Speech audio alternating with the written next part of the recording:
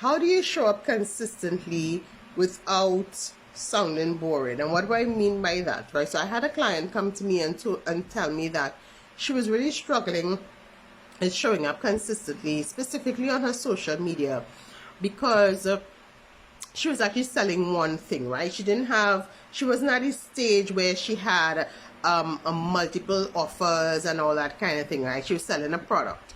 And so I listened and I understood. I went on her social media. We did an audit of her business, of her social media pages and that kind of thing.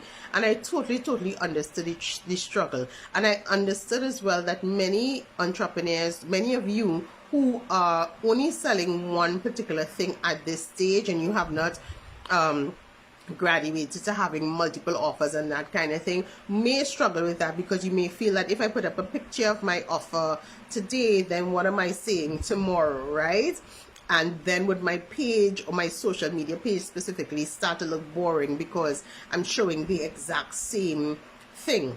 And I understand that struggle, and I want to encourage you to really dig into your creativity, because there's so many different ways that you can show off your offer and sell to your audience without showing them the exact same thing, whether it's this exact same picture of your product or the exact same flyer, right? And I call those my content buckets. I tend to look at it and say, okay, what are some of the, instead of just showing the picture of my product, I would do certain things, like I would answer some frequently asked questions, right?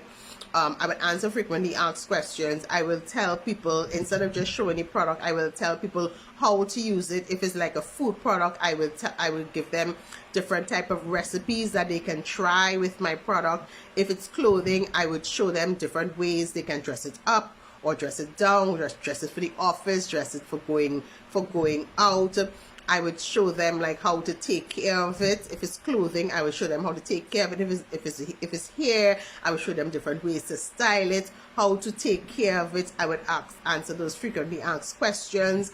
I would show some do's and don't do this with it. Don't do this with it, because if you do this, so I would spend a lot of time, in other words, really educating my audience about my offers, right? And not just put an image of it and say buy from me. You want to bring your audience into the story, right, of your offer. I would also share my stories of like why I started this business. I would share testimonials of people or reviews of people who have bought from me in the past and what their experience has been like working with me or buying from me or interacting with me.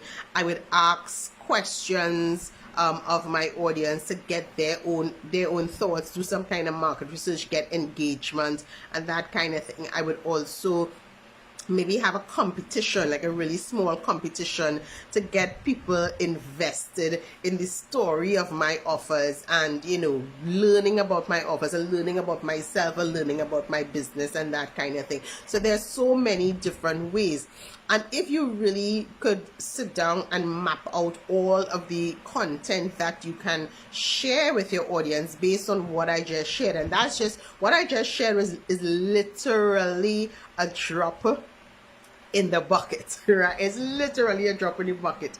If you can do more of that, you can literally map it out. You would recognize how easy it is for you to come up with at least 30 pieces of content that you can share over the month, because you know, it's not necessarily about the quantity. It doesn't mean that you have to post 7 times a day, right? But if you post at least one good piece of quality content that is going to get your audience excited, going to get your audience asking questions, going to get your audience jumping into your DMs or even clicking on a link, then that is more valuable than posting 7 times a day where nobody's responding, nobody's buying from you, nobody's engaging, nobody is sharing, nobody is doing anything, and ultimately you're not getting any kind of sales, right? So we're looking at some quality content.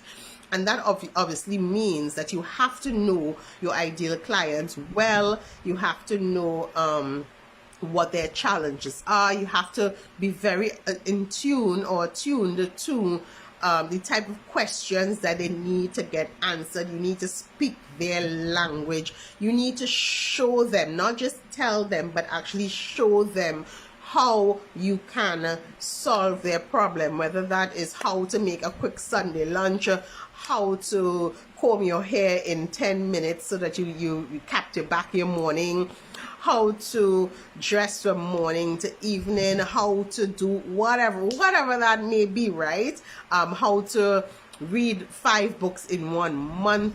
You want to show them exactly how to do those things and not just tell them that they can do it, right? And I think a lot of times in creating that content, there's really a shift in the perspective, in your perspective of your audience and the perspective of what you're offering, that will help trigger that thing in your mind to help you figure out, how do I show up and what do I say when I show up, in order to get that level of engagement and get that level of sales that I ideally want in my business. I hope this is making sense to you, right? Because I know this is a real challenge for a lot of people, right? They struggle with, how do I show up every single day without boring my audience? And I mean, they have that struggle not just on social media, but they also have that struggle when they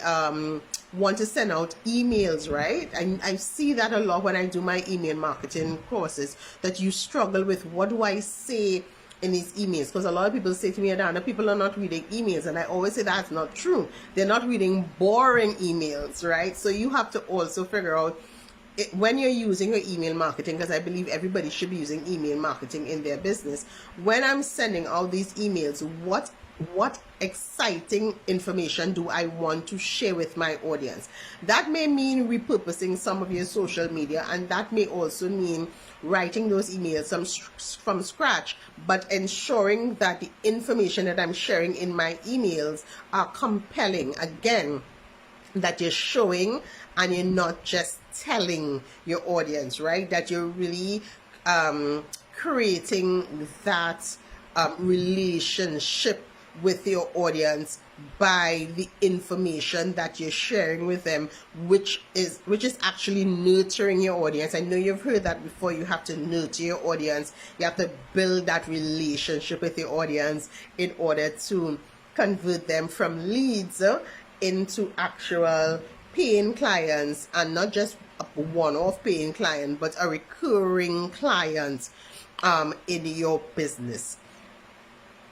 That making sense? I hope it's making sense to you, and I hope that this message really makes you stop and think, like, oh my gosh, what can I do differently? Okay, I can actually do this thing differently to get the type of engagement that I want, so that I can show up every day with quality content to nurture my audience, to build a relationship with my audience, and ultimately to get the sales from this audience that I know is now following me on social media or in my email list, so wherever the case may be for your particular business. So guys, don't give up. There's a way to do it.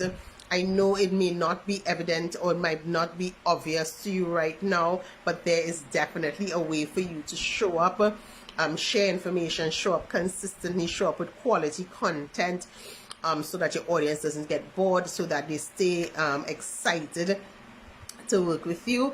And as usual, if you need any support, you need